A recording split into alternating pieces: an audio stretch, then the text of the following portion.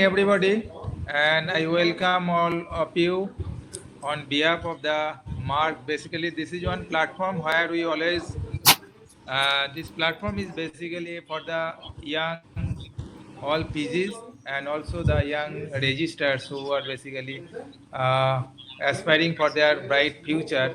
And not only that, particularly, we are keeping in touch with the what is the kind of basically right now the PG education. So that's why we have started this platform, and this session, this series, what we have planned will be on ECG, electrophysiology of the heart, as well as the ECG, because this is one of the important area each and everyone we should know. And I must thanks our Jayati and also the ACP forum, ACP forum for arranging and all the taking all care of this platform. And today as speaker, Dr. Devaboto Bera will be there. And Dr. Devaboto is working with me in RN Tagore Hospital, and he is one of the bright chap in this particular field. When the electrophysiological aspect of the heart is here, I have attended so many lectures taken by him, and all the lectures you must enjoy. And this is the beginning, means I can say part one of this ECG aspect, and there may be, I hope, 4 classes maybe.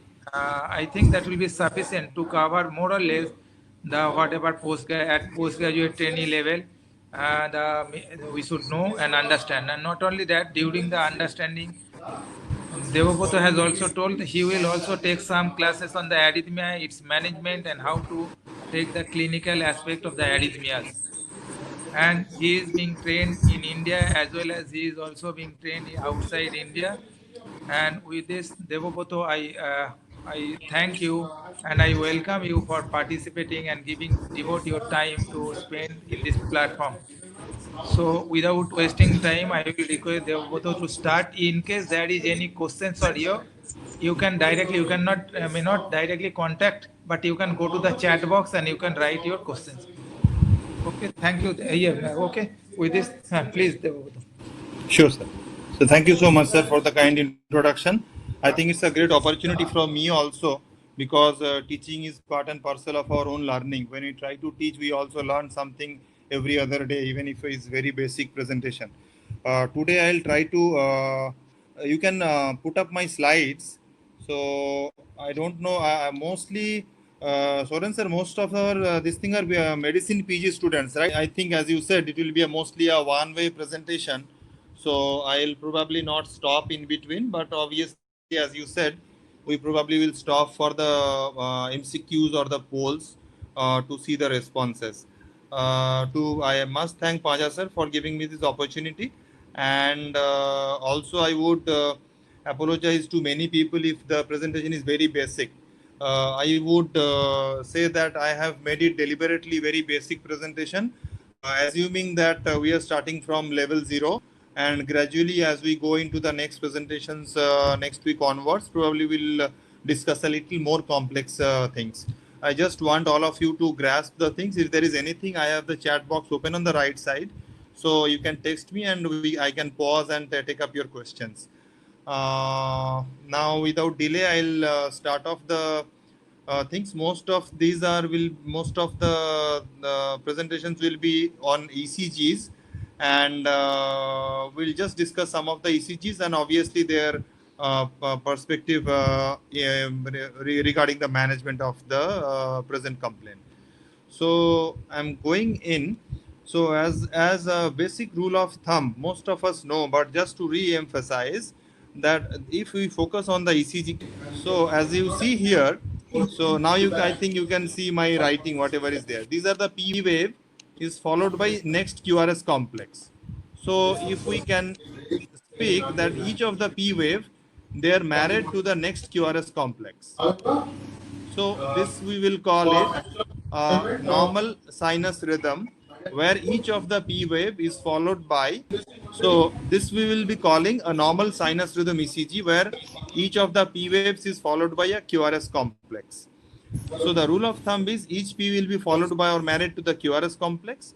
The PP interval, the P to P interval will be same, and the RR interval will be same. With this knowledge in our background, I'll just try to focus a little on the image here. As you see, the electricity is produced in the sinus node, which is at the junction of the SVC and RA junction. Then it conducts via few bundles to the AV node, and then from there it goes to his bundle, followed by they bifurcate into a right bundle and left bundle.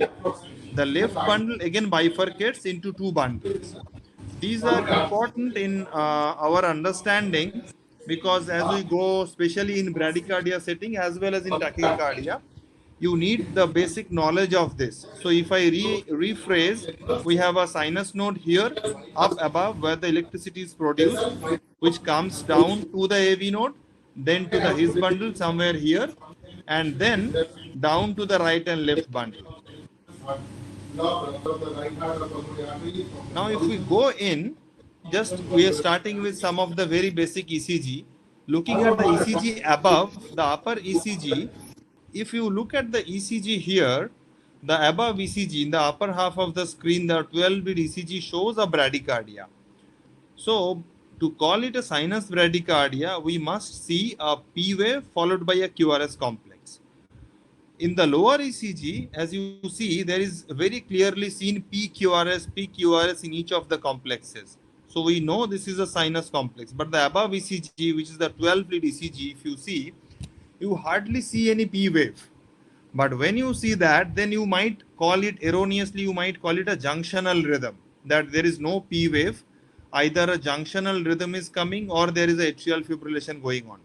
When there is a doubt, you should enlarge the ECG. Especially, let's say in this ECG, if you enlarge V2, you will see some clear P waves in front or before the QRS complex. Similarly, in lead 3 also, V2, lead 3. So some of the leads are showing evidence of P wave. In that case, it becomes, we can calculate the heart rate also, measuring the small or large square numbers.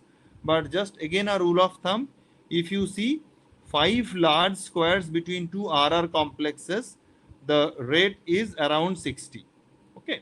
So if we go again into this ECG, this is a ECG which shows a sinus bradycardia. Generally, these bradycardia are benign, and if not very severe sinus bradycardia, they are asymptomatic. But again, we can have a very severe sick sinus syndrome where you can have long pauses which are symptomatic.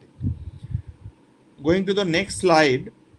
Hope I am audible to everyone, and I am slow enough. If there is probably you cannot revert back to me, that is the problem. Okay, you can put in the chat box that, sir, you are very quickly skipping through, then I'll become a little slow.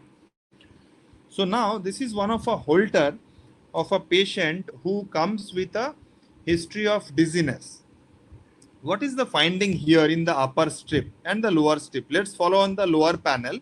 In the lower half of the panel, you can see PQRS in all of the leads. But in the upper panel, you see after the 5th QRS, there is a long pause. And after that, when the beat recovers, let's say this is the recovered beat, you do not find any P wave in front of us. So we will call it a junctional rhythm. So we will call it a sinus arrest. There are many classification of sinus arrest, sinus exit block, and so on and so forth. But I don't think they really clinically differentiating between them has any clinical implication. So we will look for a long pause, and we will look for P waves in the long pause or not. If we find multiple P waves within the long pause, we can call it a high-grade AV block. Let's say in this ECG, there is a P here, there is a P here, there is a P here, which are not conducted to QRS. We will call them high-grade AV block. But in this ECG, you see suddenly the P is not produced. The P which was coming regularly suddenly has stopped production of the P. So in other words, there is no QRS because there is no P. Because there is no P wave formed from the sinus node, there is no QRS complex. So we will call it as a broad classification, we can call it a sinus node dysfunction. There are multiple other names, but just generalize, we can call it a sinus node dysfunction.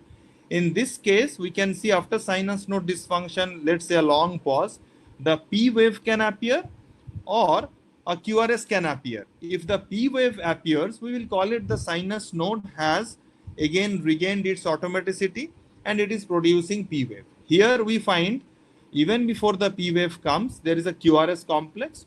We will call it a junctional escape beat. And after that, the next bit, we see a clear P wave. So there is a P wave in the last bit of the upper panel.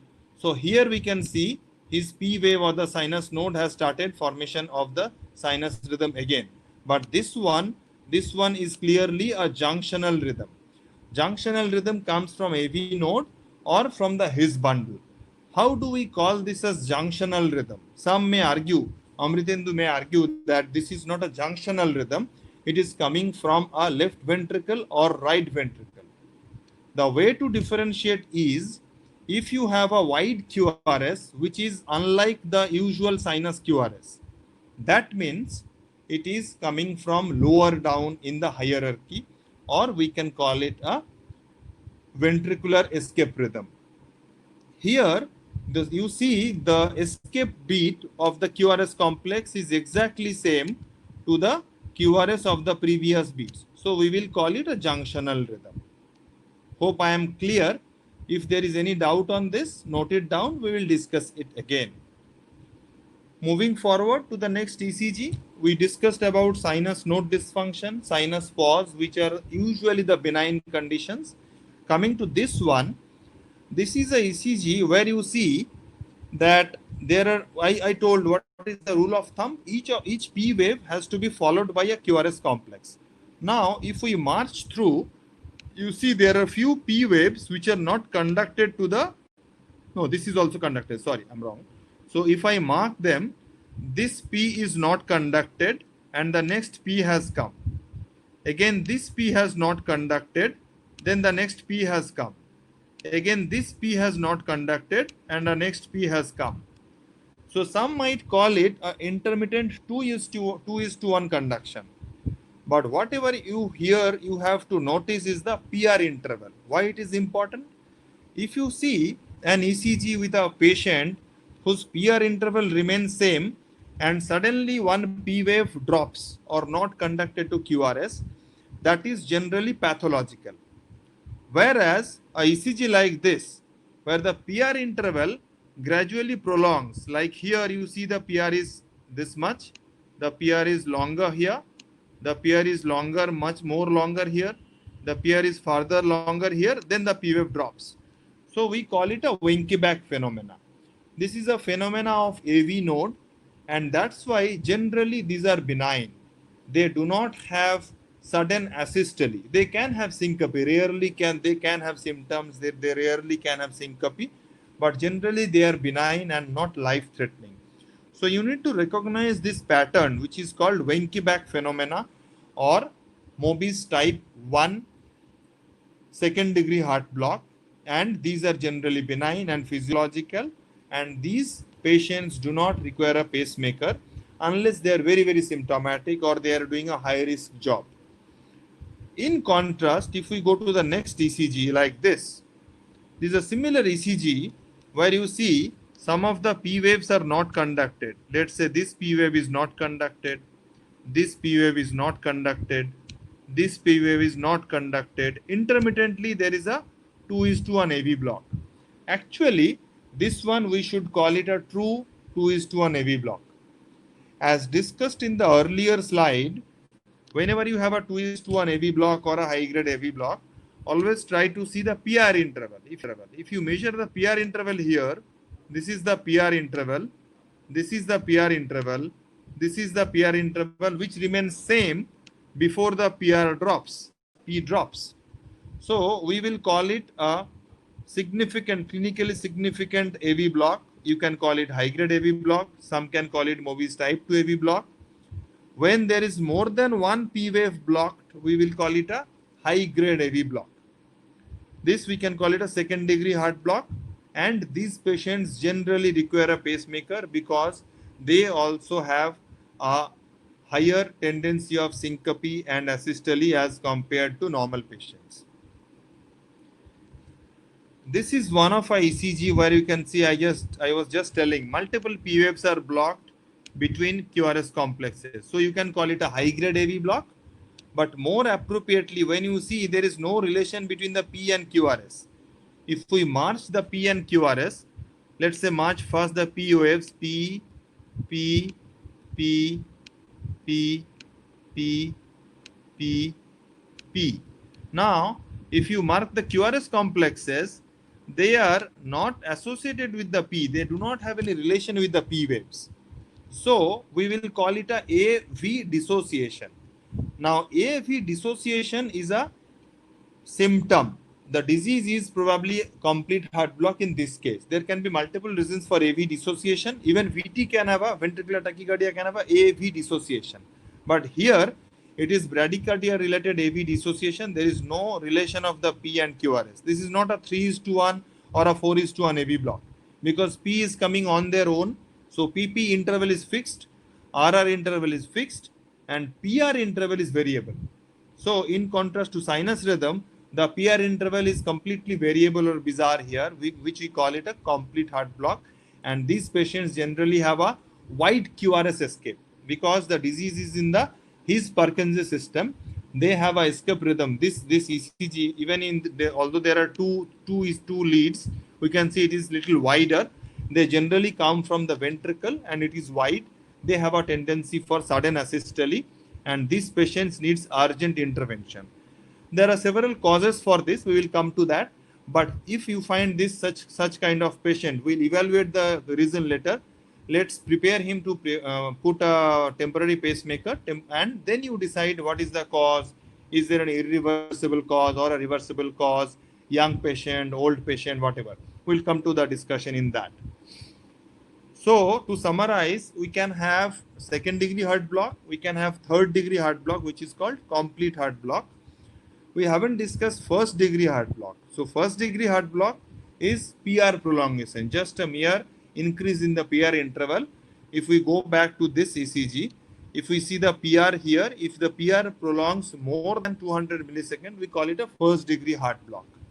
So I haven't shown the ECG here. If time permits, we have some extra ECGs, we'll discuss them. So we discussed about sinus node dysfunction. We discussed about AV block, which have first degree AV block, that is PR prolongation.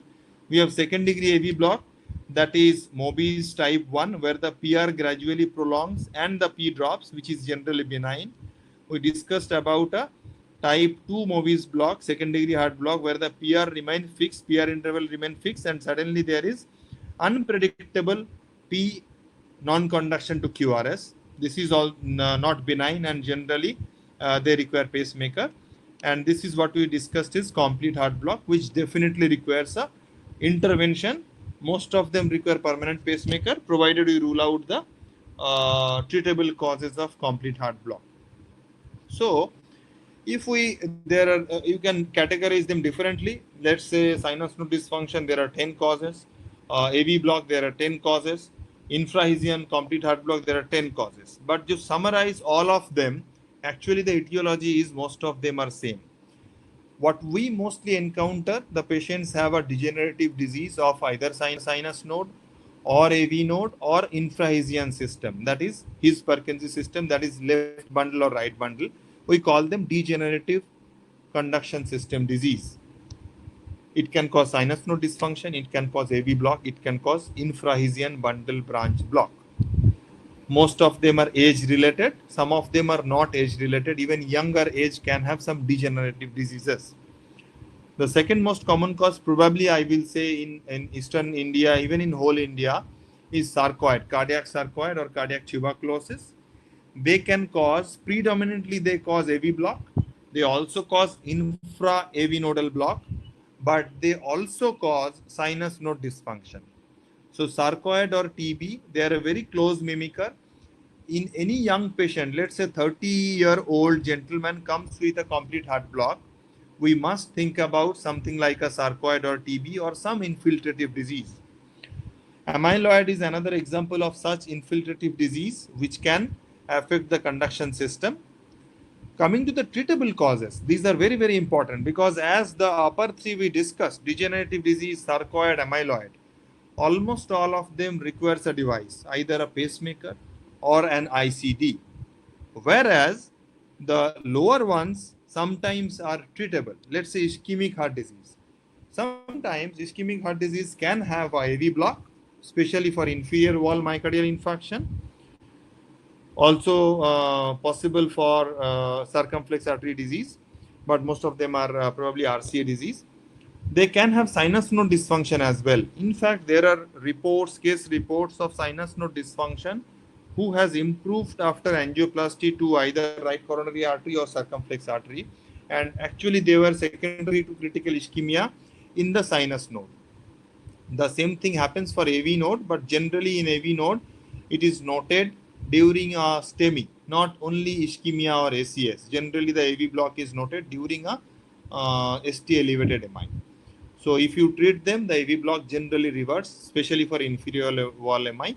Anterior wall myocardial infarction can have a permanent damage to the conduction system, and they may require a pacemaker. Coming to the next one, electrolyte is one of the very important causes what you see in day-to-day clinical practice.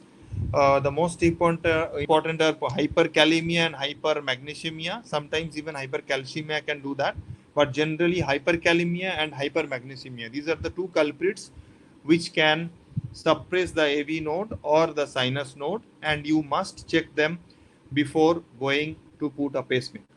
Temporary pacemaker is all right, but before putting a permanent pacemaker, we definitely rule out hyperkalemia and let's say renal dysfunction. There are some other causes like congenital complete heart block we have seen, especially in patients who have Iselin mother, and a large chunk of these diseases are maybe idiopathic. So these are in general covering all the things. There are some rare examples of let's say drug toxicity, marijuana ingestion. These things also can cause transient suppression of AV node or sinus node, and they can also give rise to significant bradycardia. In young patients, definitely you must poke for getting such history if there is anything. We will go into some of the interactive cases. Before that, I just want to put up this ECG. Probably if I had a choice to put up this as an MCQ, I don't have now. So I'll just describe this ECG. So this ECG, in a first glance, even to me appeared like a sinus bradycardia, because the RR interval are coming at a very longer interval, and there is a probably sinus bradycardia, PQRS, PQRS. But if you look it carefully, is it just a sinus bradycardia or something else? To answer that, whenever you find such ECG of sinus bradycardia, especially you have something more to add. Like this patient has a right bundle branch block. If you see at V1, you can see that there is a right bundle branch block pattern in V1. So always think about probably this patient is having only sinus node dysfunction or something else, because you already have a clue that his is diseased. There is a right bundle branch block. So you also look for clues that is it a sinus node dysfunction or there is some hidden P waves. If you look it carefully in some of the leads, let's say in lead 3, I can mark the P wave. Even here, lead 2, you can see there are P waves. If you look it carefully, even here, there are some hidden P waves. So this patient is actually having a 2:1 AV block in presence of a right bundle branch block and a prolonged PR. The PR interval is almost like 230 to 240 milliseconds. So just a moment.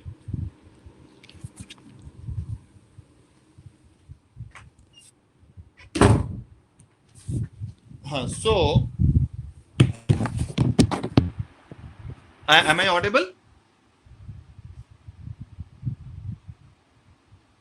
So you are. Oh, okay. Thank you. So what is here, this is not a mere sinus node dysfunction, which we mild sinus bradycardia, which we can ignore. Rather, this is a more serious issue, like a 2:1 AV block in presence of an infrahesian disease. So you must plan for a pacemaker for this patient, even if the patient is asymptomatic. These patients having a 2:1 AV block, right bundle branch block, they are very prone to have syncope in near future. So after this, we'll go into few of the case scenarios, and probably then we can have an interactive. In this itself, we are having interactive session and polls. So coming to the first interactive ECG, we'll have poll onwards, and this ECG onwards, almost 7 or 8 polls we have. So this is a real life case. One of my classmates' father, she's a the patient is a hypertensive, and he came for a routine follow-up checkup for hypertension. Now, this is the ECG. I just want to know the poll from you. What does the ECG show? So the options are being given. I'm starting the poll, and you can start the poll. I am starting the poll. You can give your votes. The options are complete right bundle branch block. The second option is complete heart block. Third option is incomplete RBBB. Fourth is normal ECG. Fifth is a LBBB. So, are you following the votes? Is the poll visible? Yes, sir. Okay, The okay, polls okay. are visible. Good, You good. check it yourself. So we'll give another 15 seconds, and then we'll probably go on discussing the thing.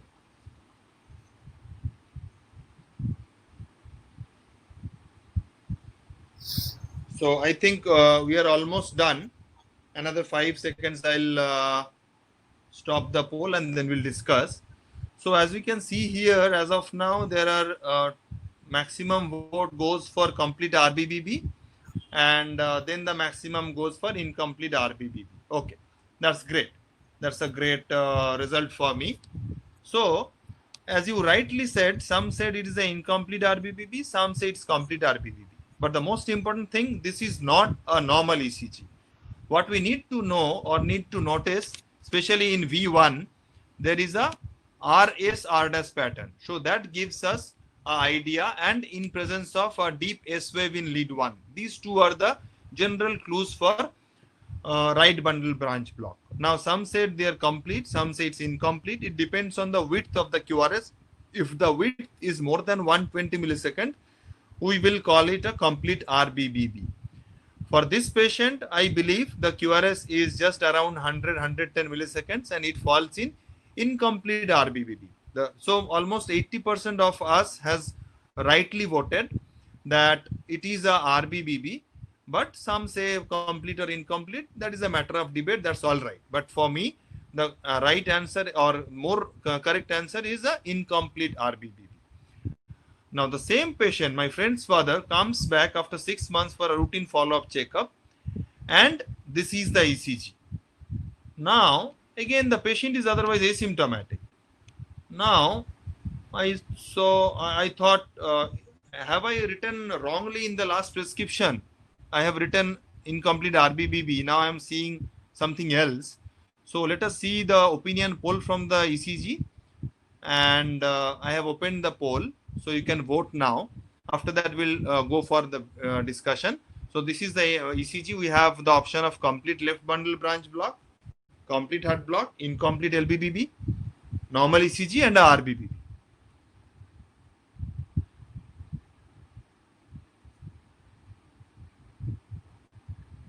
So we'll wait for another few 10-15 seconds. Then I'll close the voting.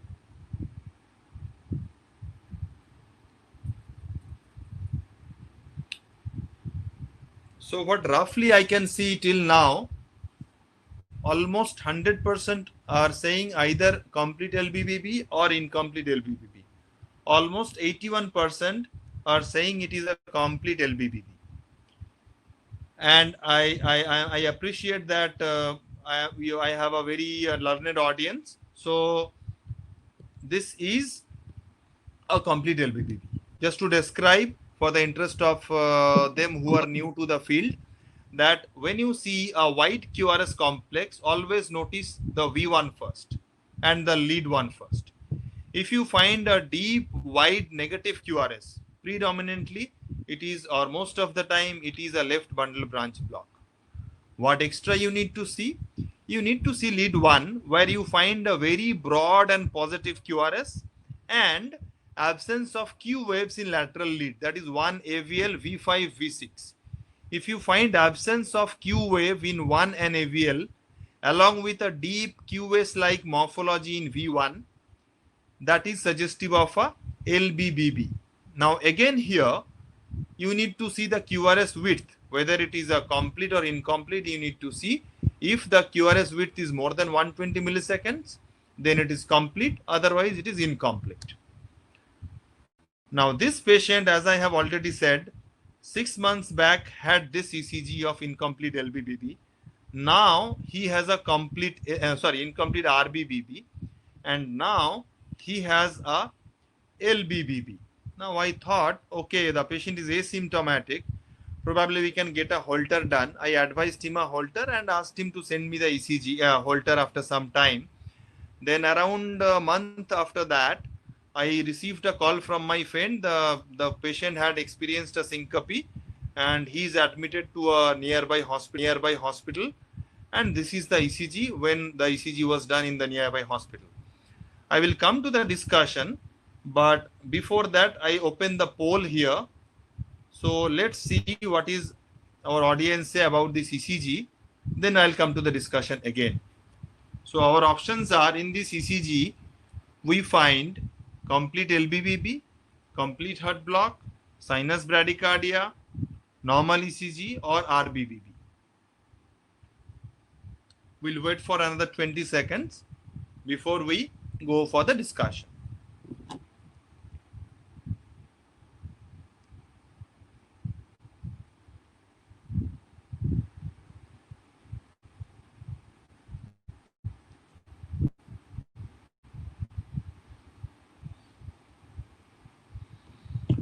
Okay, so I think I do really have a learned audience here. So almost 90%, 80 to 90% have answered that it is a complete heart block. As we discussed earlier in the presentation, you see P coming on their own. The P waves are coming on their own, and the QRS complex. So my pointer is not on. So you see the P coming on their own, and the QRS are coming at their own interval. So we will call it a complete AV dissociation due to complete heart block. So you are almost 90% of the audience is right in saying that it is a complete heart block. So if someone, let's say I do not have a 12 lead ECG here, but let's say the upper one is lead 1, middle one is lead 2, and third one is lead 3. And then if I ask what is the morphology of the escape rhythm, can we answer from here? So the morphology of the escape rhythm, is it RBBB or LBBB morphology? I'm just resetting the poll and I'm opening the poll again. My question is this time very simple here. So the morphology of escape rhythm can be either LBBB or RBBB or narrow complex. From the given ECG, we have only 3 channels. Can we tell that it is a RBBB morphology or LBBB morphology? I have said that the upper channel is lead 1. So I can see there is a competition between RBBB and LBBB. There are only 2 choices, rightly. So either 1 or 5. Correct. So almost, as I see here, almost 80% has said that it is a LBBB morphology, as we discussed in the previous slide. So if you look at lead 1 itself, you can tell whether it is LBBB or RBBB morphology. Had it been a RBBB morphology, the QRS would have been something like this, a big S wave. But in our case, it is completely positive even in the next slide. It is completely positive if we see here. So this is completely positive QRS in lead 1 and it is wide. So it is a LBBB morphology escape. Who are getting my lecture, just a little extra. which may not be important for you, but for cardiology fellows. Whenever PVC or escape beats is LBBB morphology, that means it is coming from right ventricle, and the vice versa. It's not very important, but just for extra knowledge. If the escape rhythm morphology is right bundle morphology, it is coming from the left ventricle. Here it is LBBB morphology, so it is coming from the right ventricle. Now I go to the, let's finish this case. So this patient, even before this ECG was found, should have been advised a pacemaker by me. The entity which I just described is called alternate bundle branch block. That means sometimes it is RBBB, sometimes it is LBBB. Why this is happening? Both the fascicles, left bundle and right ventricle, is diseased for the patient because of age-related degeneration. Whenever the right bundle is little faster than the left bundle, then it shows a LBBB pattern, and the vice versa. There is a competition between the two. Whoever is faster, the opposite kind of bundle branch block is manifested on the ECG. So alternate bundle branch block is a manifestation of significant infrahisian disease, and almost 70 to 80% of them require a pacemaker because of complete heart block in next 6 months. So this patient straight away would have advised for a pacemaker rather than advising a Holter, what I did. Going to the next patient. So let's say this ECG, and we straight away open the pole. You look at the ECG and try to, I'll give little more time this time for the vote. Look at ECG carefully, then vote. Don't jump on voting. I'll give you 30 seconds or 40 seconds for the ECG. So our options are complete heart block. Our options are LAD ischemia. Our options are 2:1 AV block. Our options are inferior wall MI.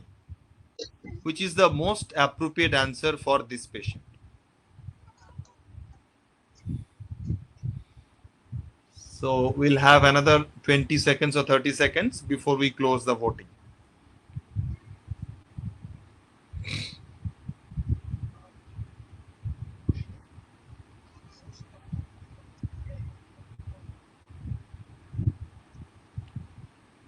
So before I close the voting, I'll start discussing here. So if even someone writes LAD ischemia, I would not say this is wrong, because what you see in lead V3 and V4 is something like a Wellens T-wave inversion. Although we are not discussing ischemia today, but the most appropriate, I'll be closing the voting. So almost 65% has said, sir. Oh no, Dr. Paja is, I think, seeing some patient. Okay. So I'm stopping.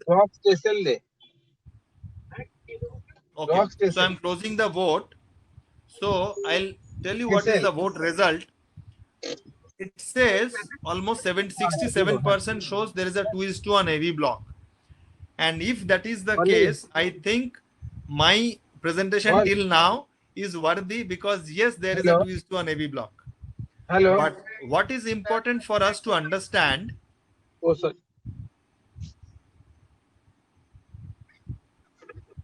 What is important for us to understand is the etiology behind the AV block.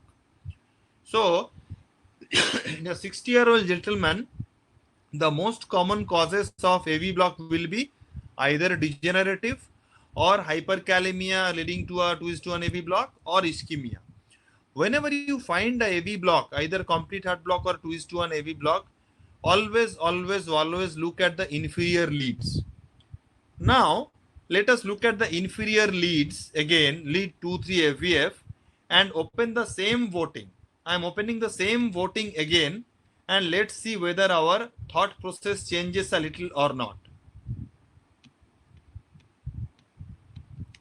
I'll just open in a while. So I have opened the voting again, the same ECG, same slide, just a new voting. Because I have given you some clue, that we must see whenever there is the 2:1 AV block is always correct. There is no doubt about it. But what is the etiology? That's why I said what is the most common etiology of such, not most common. Whenever you have a 2:1 AV block, what are the other things you also need to take care? What is the most appropriate answer of this slide?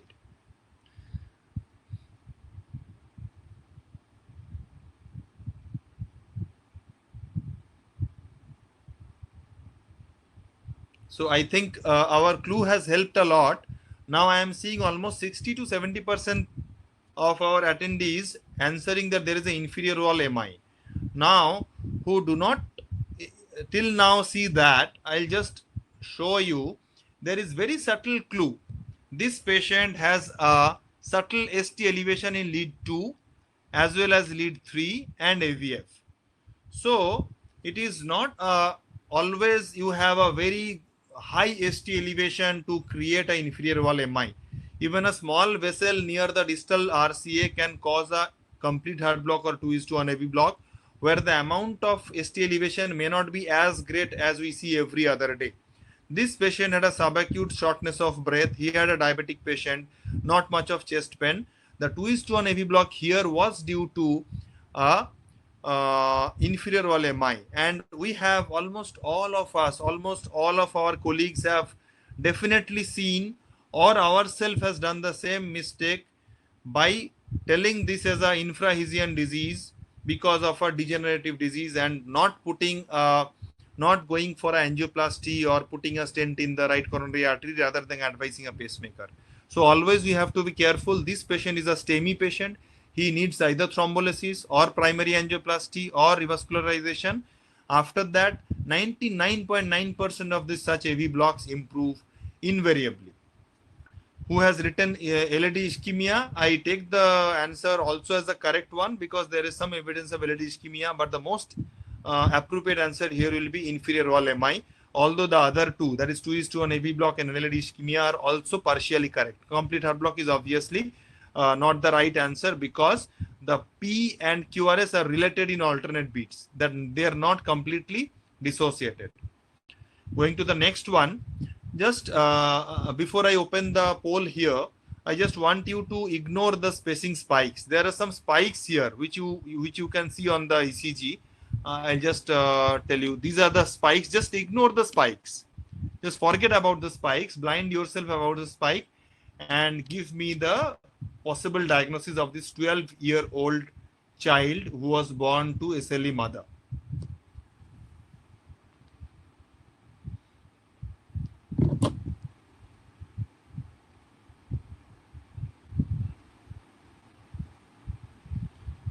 So I do not see any vote. Yeah, there are some votings coming.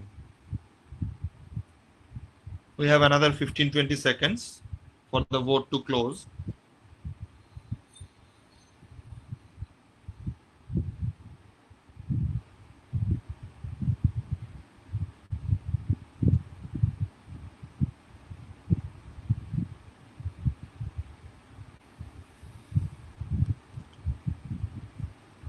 So I'm closing the vote now. So majority of us has written 2:1 AV block. So I would say this is not 2:1 AV block. This is complete heart block. And as I have given a clue, SLE child born to SLE mother, he has a congenital complete heart block. And if you want, I can mark the P and QRS. You see the P waves are like this. They are on their own, and QRS is coming there on their own. So the P and R relation are not fixed. So I will not call it a 2:1 AV block, especially when you know that this P cannot go to this QRS. This P needs some time to go to the QRS. So this is complete heart block, but it can mimic 2:1 AV block. But for the clinical implication is same. Either way, the patient who has a complete AV dissociation or a consistent 2:1 AV block, they will definitely require a pacemaker. If you carefully look at the PR interval, I'll mark. You look at this PR interval and look at this PR interval. There is subtle difference. So that's why I'm not calling it a 2:1 AV block. Rather, it is a complete heart block. I know for some it will be little complicated, but just for the time being, even if you consider it as 2:1 AV block is fine, but more appropriately, this is a complete heart block. Now coming to this one. So this is a 35-year-old lady who has presented with vertigo, and this is the ECG. I'm just opening the poll here. So whether you are going to advise a pacemaker or not, that depends on the diagnosis here. So this is very, very important. I don't have polling for this. I don't have a polling for this. Okay, that's all right. So I cannot. If we do not have a polling, sir, we can have people answer in the chat box for this. Oh, that they can do. So Yeah. what I am trying to create, I'm just creating in 1, 2, 3, 4, and I think they can answer. Yeah. Let's see. Okay. People have started answering also. People have started answering also. Oh, okay. How in come? the chat box? In the chat box, you see, Dr. Shubham Shah has answered 2. Yeah. Let them answer 1, 2, or 3, 4, whatever. Yeah, that also is okay. Yeah, let them do that. So yeah, let's. I can open any poll, right? So I'm just starting any poll. Let's start this poll. Although this is not related, 1, 2, 3, 4, but vote for this ECG what you are seeing on the slide. So forget about the options. Just vote for 1, 2, 3, and 4. I'll close this after 4 seconds. Oh, sorry, around 15-20 seconds.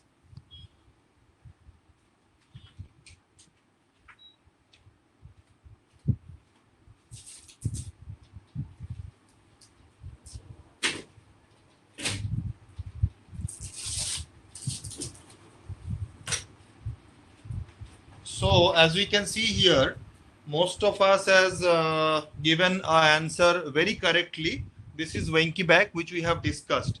Why this is Wenckebach? There is some may say is a twist to an AV block, but if you look at the PR intervals, so this is pointing that the PR interval is gradually prolonging. We have around 75% who has rightly pointed out that this is a Wenckebach phenomena, which is often physiological. Now, why this happens? Why this physiologically happens? This depends on the vagal tone. If someone has a high vagal tone, especially athletes, swimmers, and heavyweight lifters, they have a very high vagal tone even at rest or exertion. So they can have such kind of Wenckebach even in daytime. Unless they are terribly symptomatic, these patients just require assurance. That's all. Great that we are getting almost all ECGs correct. Now this may be a little difficult one. So again, we will open the poll here. So we have 5 options. So I'll give you 1, 2, 3, 4, 5 option. 1, 2, 3, 4, 5. So you forget about the options. Just vote for this. 1, 2, 3, 4, 5. You ignore the options here. I just want for this ECG. This is a little tricky one. Look at the ECG carefully, then answer. Okay. So what do you call this ECG? Sinus bradycardia, sinus arrhythmia, 2:1 AV block, acute anterior MI, or normal ECG?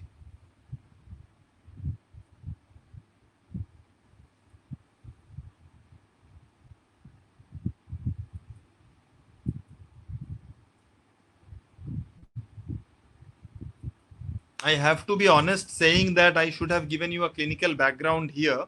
So, but it is actually both ways a nice thing. Once is you have a clinical background, then you face the ECG, and the other way, you face the ECG first, then ask for the clinical background and try to correlate whether you are right or wrong.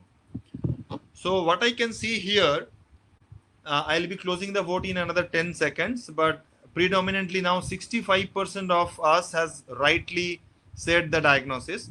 So there is an option acute anterior MI. So some might say that V2, V3, they are showing a hyperacute ECG changes like thing. But whenever you have such doubt, always you have to look for one thing.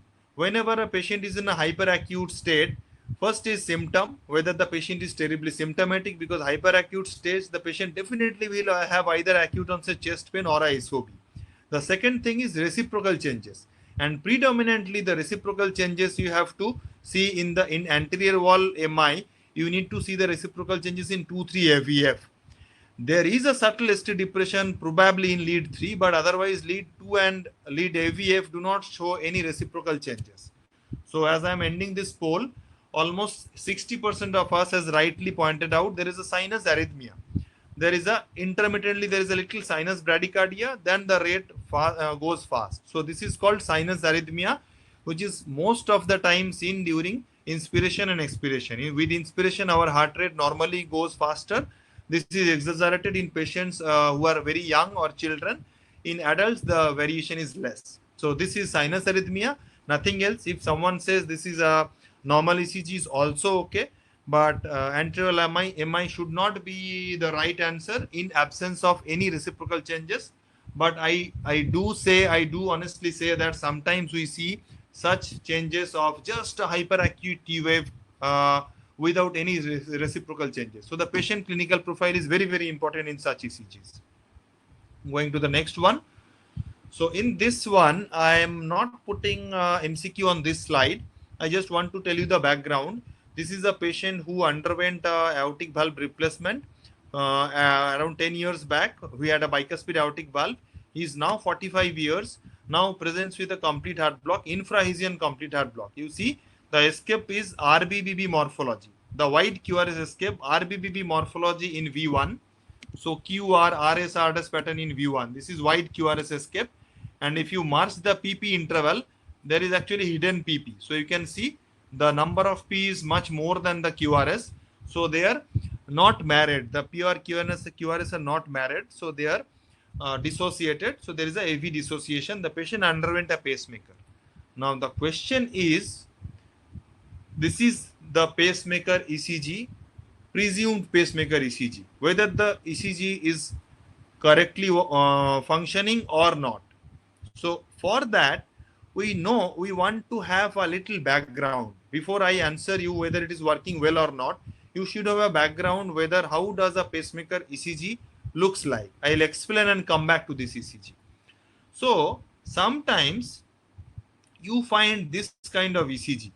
There is a pacing spike, then a P wave, then a QRS complex. So as you see here, there is a pacing spike, then a P wave, and then a pacing spike and QRS complex. So we call them A pacing, P wave, then V pacing, QRS complex. This is properly functioning dual chamber pacemaker. We call it A pace and V pace. Atrial pacing, ventricular pacing. But that generally doesn't happen always. Now let's come to this ECG. Okay, let's finish up this one. So whenever you have a ECG where the ventricle is spaced, the ECG morphology is like LBBB. This happens because our ventricular pacing lead is placed in the right ventricle. So as I said, whenever a chamber is spaced, if right ventricle is spaced, it will look like a LBBB morphology. A PVC, premature ventricular ectopic, it is coming from the right ventricle, it will appear LBBB morphology. So whenever you have a ECG like this, you know this is a properly paced ECG. Now I come back to the present ECG. Now here we do not find any pacing spike. So how do I know that this patient's ECG or the pacemaker is working fine? What you need to do, you put a magnet on the ECG, and when you put a magnet, the rate usually gets faster. Most of the pacemakers nowadays has a set magnet rate of 100. So if the patient's heart rate is less than 100, let's say here the rate is around 75, heart rate is 75, you put a magnet and you find a pace, V pace at the rate of 100. So that tells you that this pacemaker is functioning properly. So in other words, from this ECG, there are subtle clues which tells you that yes, probably it is functioning, the pacemaker is functioning. How do I tell that? You see the morphology. As I said, that the morphology will be LBBB morphology when there is pacing. And you know this patient's previous ECG. This patient had otherwise a RBBB escape. Now why suddenly he has a LBBB? So that means this is actually A sense, own A rhythm or P wave, and ventricle paced. So own P wave and pacemaker's ventricle paced. Most likely. But you will get the answer when you put a magnet and the rates get faster. So this is called magnet response. I have just couple of magnet ECGs. If we can discuss, I don't know what is the time. So it is 6:30. Probably another 5-10 minutes we'll discuss, then we'll take up questions if any. So this is of the interactive session. This is the last ECG, a very tricky ECG. Be careful and answer it. So I'll explain what I'm asking from your side. So if you look at the rhythm strip, we have PQRS, PQRS, PQRS. Then there comes a premature ventricular ectopic or PVC. There is a PVC here. Then a P followed by a QRS. Then a PVC here. Then P followed by a QRS. My question here is, what we will call this beat? We will call, there is a P wave marked with a red arrow. The P wave is here, hidden in the T. So what we will call? We'll call it complete heart block. We'll call it the other three options you see. I'll open the voting here.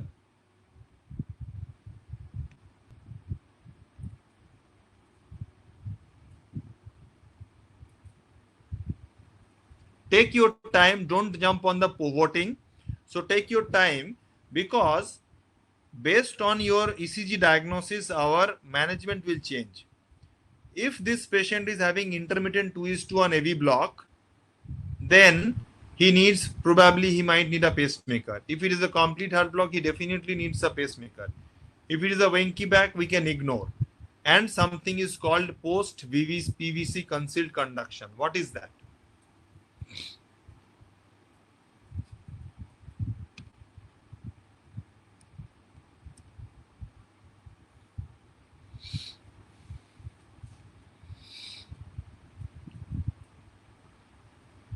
So I think most of us are voted.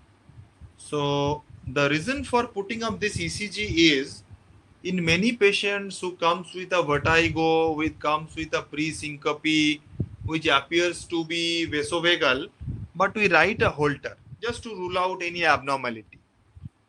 Often in Holter, you will find a premature ventricular complex followed by a P wave which is not conducted to QRS.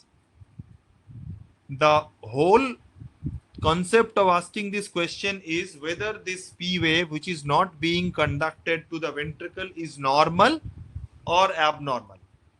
So I am starting another poll.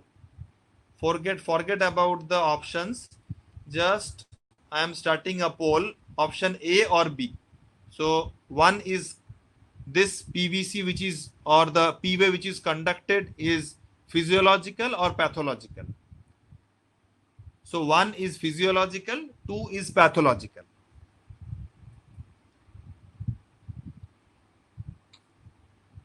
So till now, whatever votes I have got, they are saying, or I'll not disclose. So the answer which by the time they vote, I'll just disclose the answer. So this is called post PVC concealed conduction. What does it mean? That when a PVC comes, after the PVC, a P wave may not be conducted to another QRS. It may be conducted to another QRS.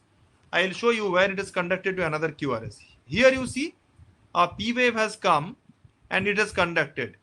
Here you see this P wave has come after the PVC and has conducted, but not in this beat.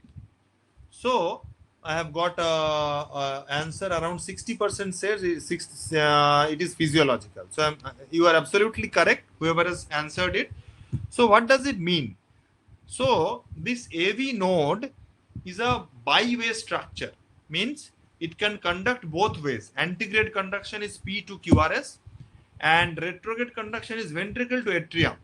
So I'll just explain by this ladder diagram.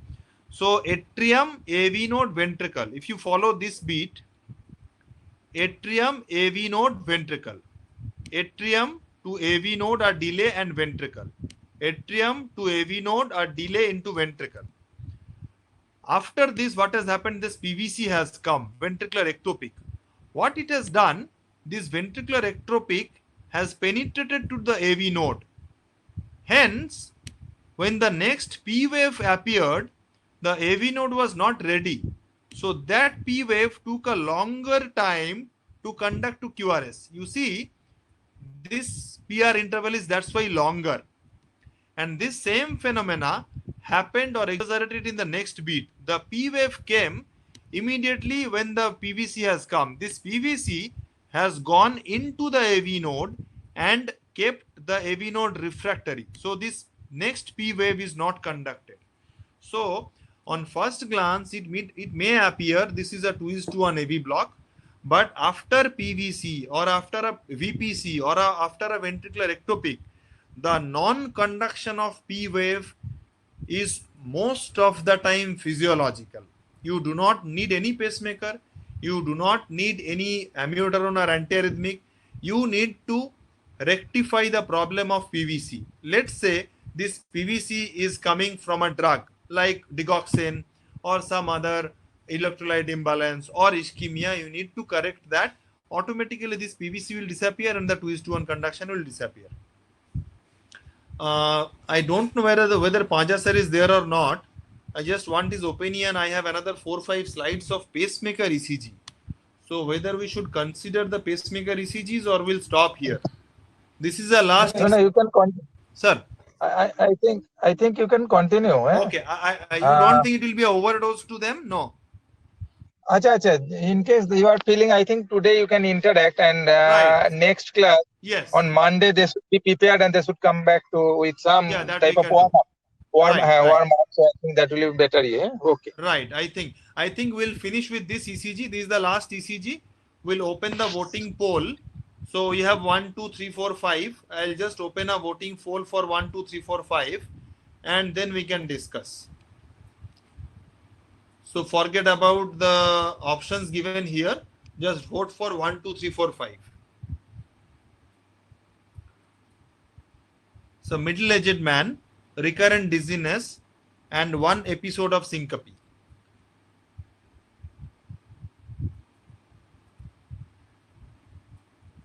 So 1 is sinus arrhythmia, 2 is complete heart block, 3 is Wenke back, 4 is sinus node dysfunction, 5 is 2:1 AV block.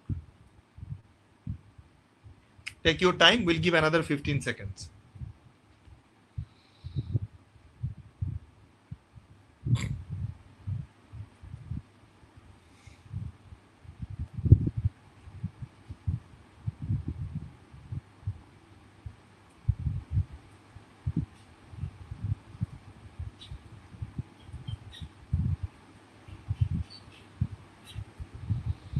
So right. So almost 75% has rightly said it is sinus node dysfunction. In fact, it was very easy for you guys who looks like quite knowledgeable.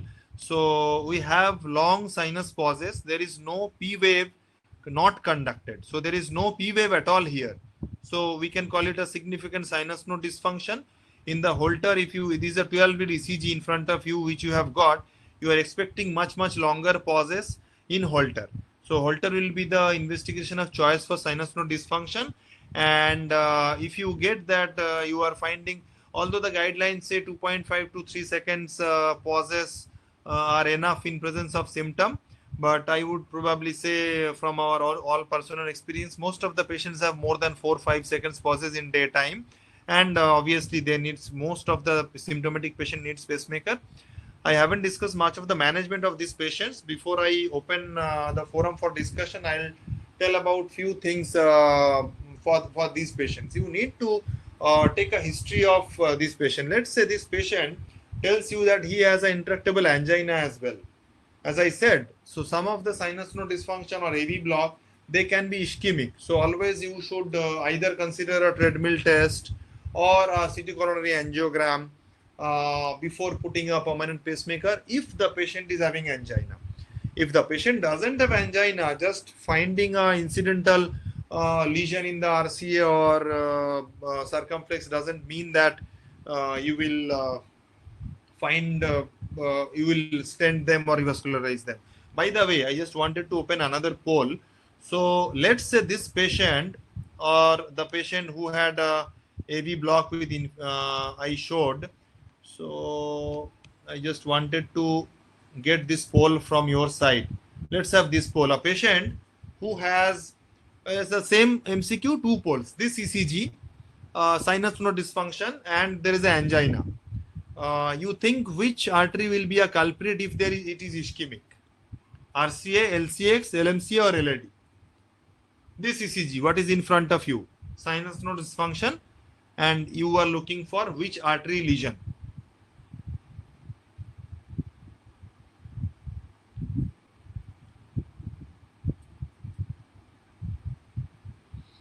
So I doubt many people are voting because almost all of them have voted for RCA. Okay, maybe they are correct. So the thing is, sinus node, it is around 60 to 70% at maximum, which is contributed by the right coronary artery. Sinus node gets its blood supply from the circumflex artery in 40% of the patients. In 60%, it is coming from the RCA. But if it is AV node, it is almost 90-95% of us common people get blood supply from RCA if it is a AV block.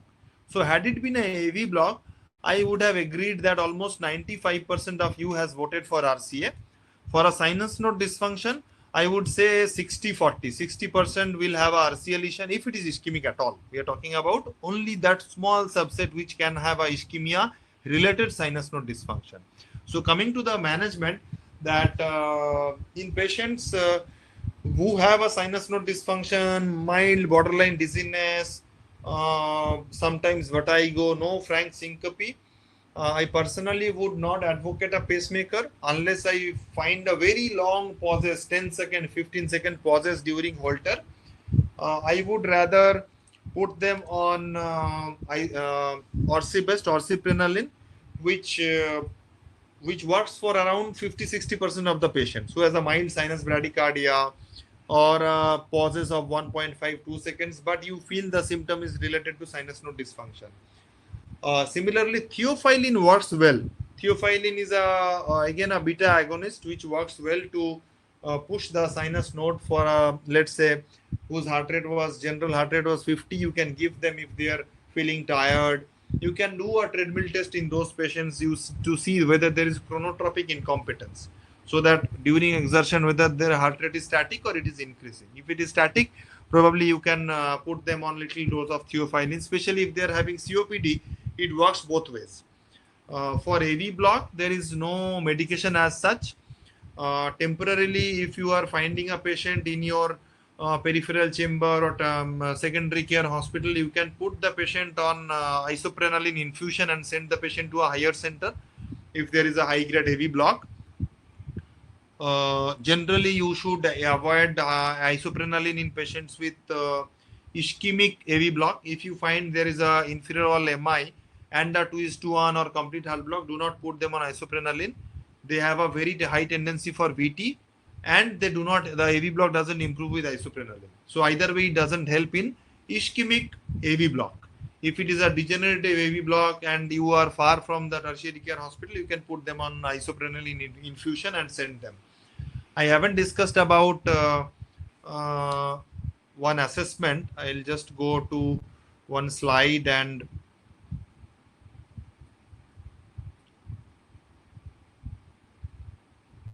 let's say a patient has a 2:1 AV block. Let's not this ECG, the ECG where someone had a 2:1 AV block, pure 2:1 AV block. Just we need to know whether it is from AV node or it is from infra haze. How do you know that? So let's go to this ECG. At the beginning, I say that this is a 2:1 AV block. No doubt there is a 2:1 AV block and type 2. Okay. Now, can anyone tell me this is at node or infra node and how to say that? So this AV block happens in node or infra node. I am starting a vote here.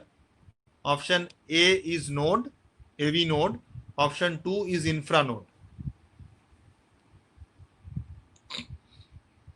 You can start voting. No, there is no option 3. Someone has voted for option 3. There is only option 1 and option 2. Node and infra node. Whoever has voted for number 3 might need a coffee.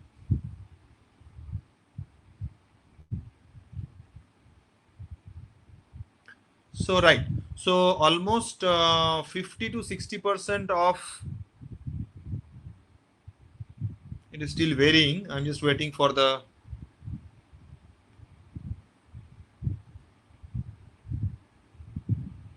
right. So I'm closing the vote. Around 60% say that it is in AV node, and they're absolutely correct.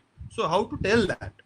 So generally, if you have an infra node disease, you will have either a right bundle branch block or a left bundle branch block when you develop a 2:1 AV block.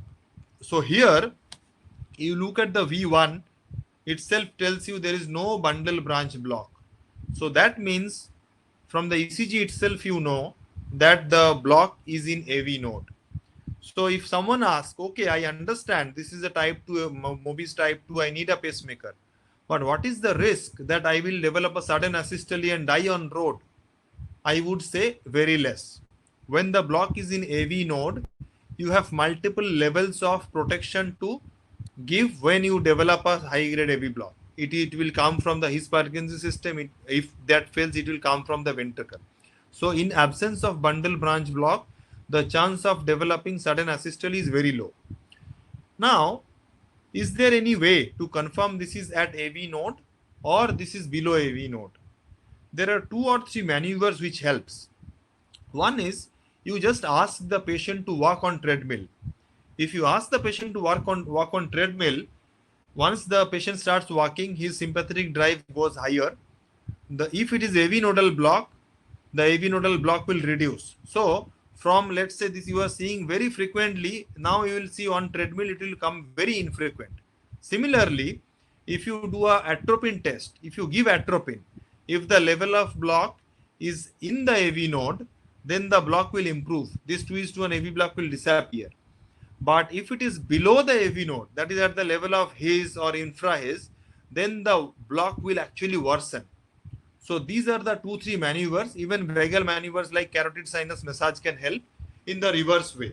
So TMT and atropine, the way they are trying to enhance your capacity of AV node, and vagal maneuver does the reverse. So these are the things which you can differentiate between a AV nodal level and the infranodal level in a patient with supposedly 2:1 AV block. And by that, in other words, by that you can tell the patient the risk of sudden catastrophe is less and they can take a decision comfortably. So I'll stop here and I'm happy to take up questions if any. Then Paja sir, if you want to ask anything, probably we can discuss. In the chat box, I only see answers here. I do not find any question as such.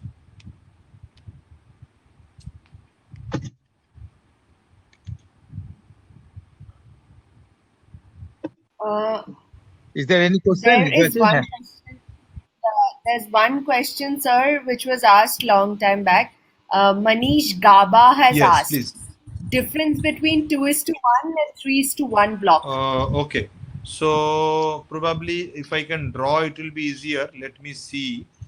If so, I have a whiteboard or just a minute. So do I have a true whiteboard?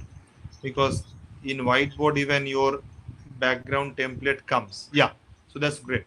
So if he is a 2:1 AV block, this is a P followed by a QRS, then a P which is not conducted, then a P followed by a QRS. So this is 2:1 AV block. In 3:1 AV block, P QRS, then 2 P will be dropped, and then it will come. Interestingly, 3:1 AV block is very uncommon.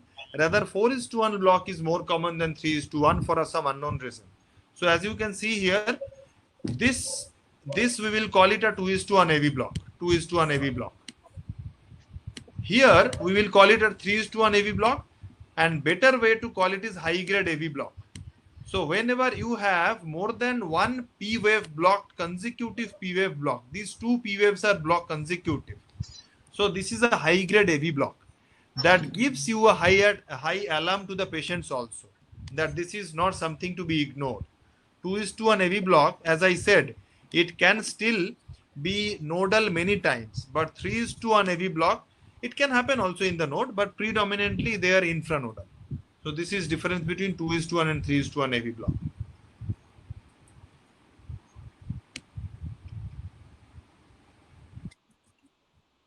Thank you, sir. I think that rightfully answers his question. There's another question from Shrey Das. How to differentiate 2:1 and CHB? So this is a good question. So, and we need to answer this because the prognosis is different. If we go back to our presentation, can we go back? We had one ECG. Yeah. Yes, we can.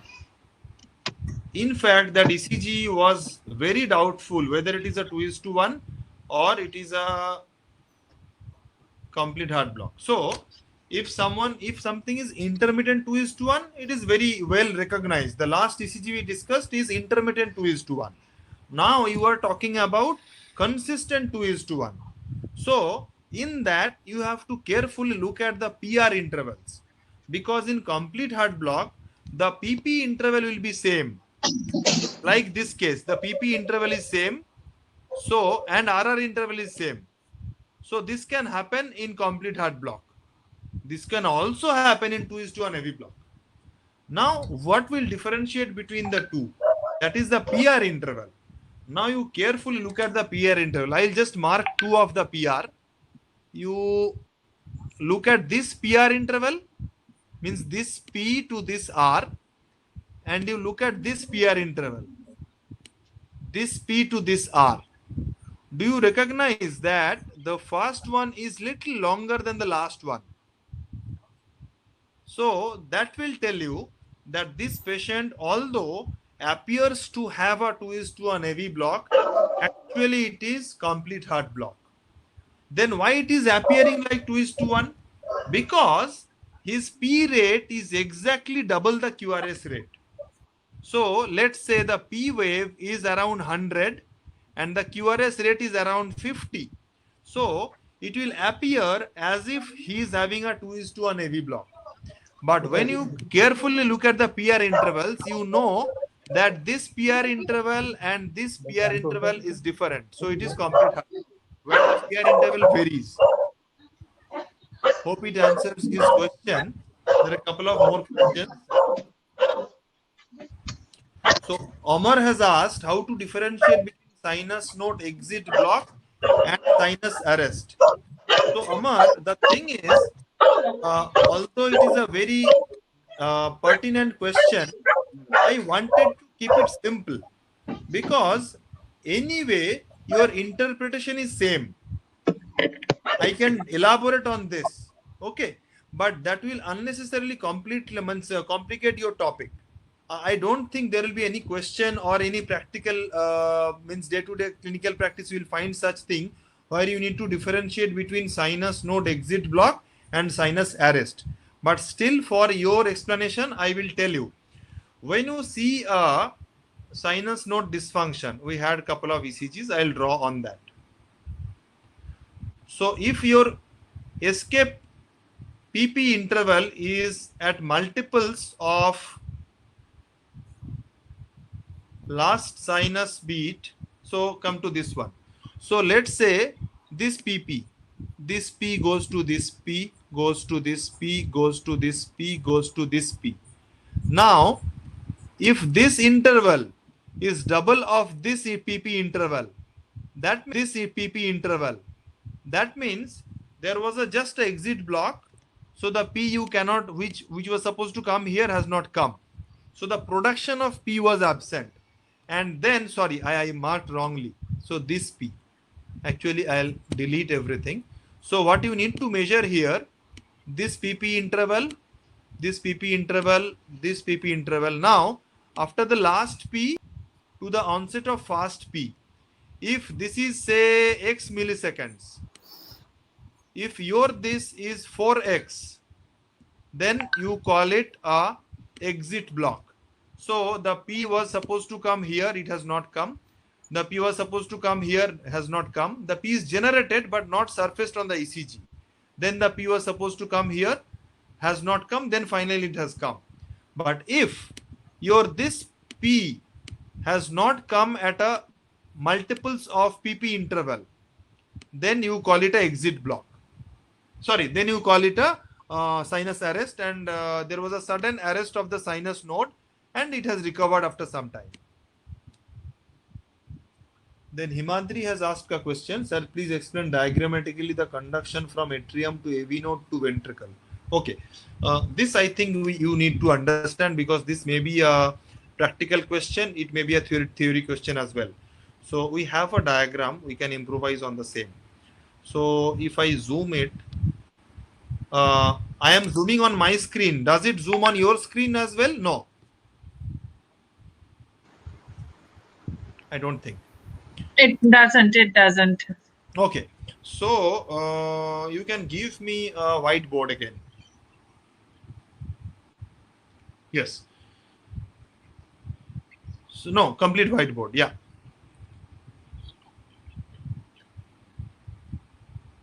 Yes.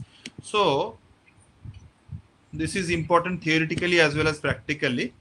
If we draw, I am drawing on the laptop, so don't judge me on my drawing. So the SVC joins here in the right atrium. This area of RA to right atrium to SVC junction is the site for sinus node.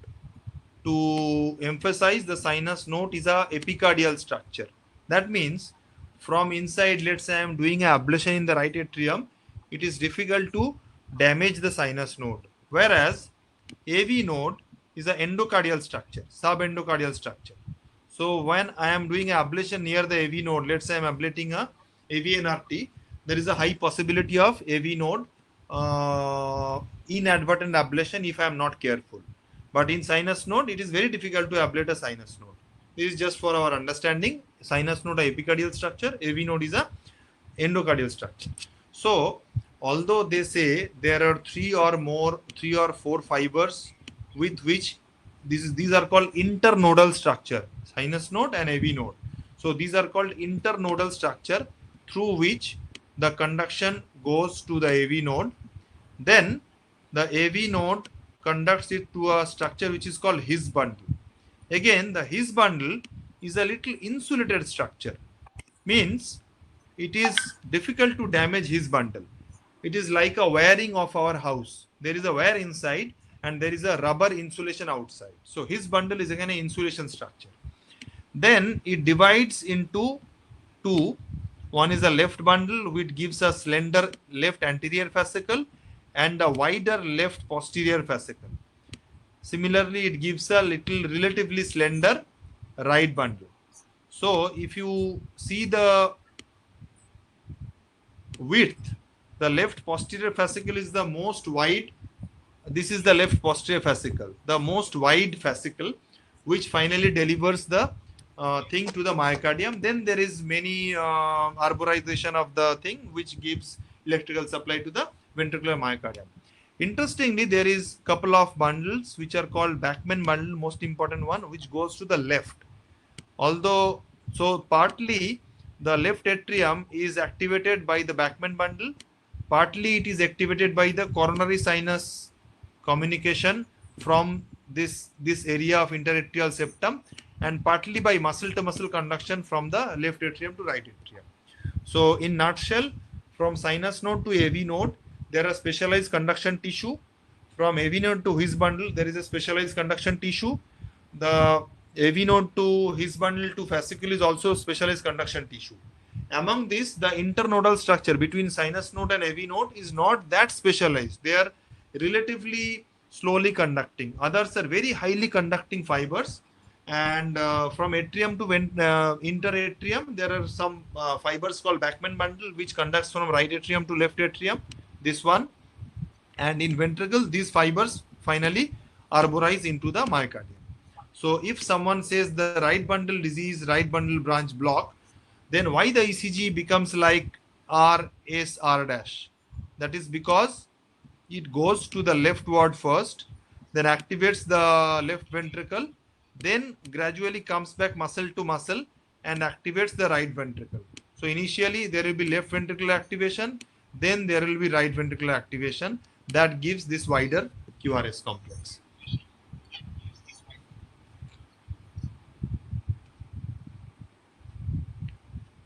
Any more questions? I think we are done. Yeah. Sir, Dr. Amar Yeah, that I have has answered asked already. a question. How to differentiate between sinus node exit Okay. block and sinus arrest? Okay, that is a Yes. thing which I said, that although it is theoretically important, but practically there is no point in differentiating between the two. In fact, in our clinical, even EP practice, we do not differentiate between the two. The clinical implication is same.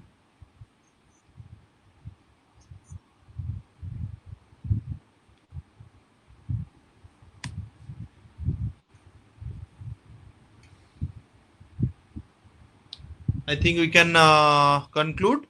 I must thank Panja sir to give me this opportunity. Probably next couple of sessions will cover more elaborate on arrhythmias, on ischemia, electrolyte imbalances and everything. I'll take inputs from Panja sir also, which topics he needs me to cover.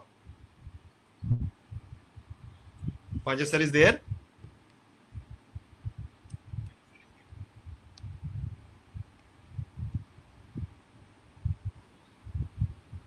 So thank you, Dr. Bera. Thank you for this session. Just a few words. I think your next session will be again on next Monday, right? So we will have the part 2 of this ECG session next Monday. So we will always, again, we will share you the links for joining. Sure. And after we finish this session, you will, everyone, this is for all the participants, once you finish this session, you will get an email to understand the feedback and to get the feedback from you all. Please do fill in the feedback so that you get an e-certificate of participation, and within 24 hours you will also get the link to revisit the full session recorded for your future reference. So thank you, Dr. Padya. Thank you, Dr. Bera. We are signing off. Thank you so much.